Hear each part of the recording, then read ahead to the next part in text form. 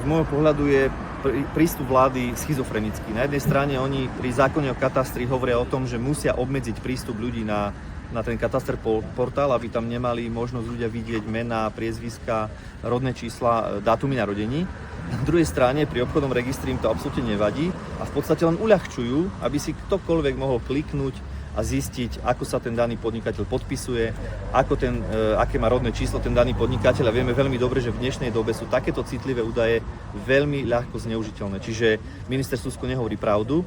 Predtým, keď si človek chcel vyžiadať takúto informáciu, musel si niekde sa zapísať, musel to požiadať, ostala po ňom nejaká stopa, že si tento človek niečo také žiada. Tu si jednoduchým kliknutím zistíte akékoľvek informácie a veľmi dôležité by som povedal informácie o danom podnikateľovi. Čiže podľa mňa je to schizofrenia. Pri katastri hovoria niečo iné a pri obchodnom registri opäť niečo iné.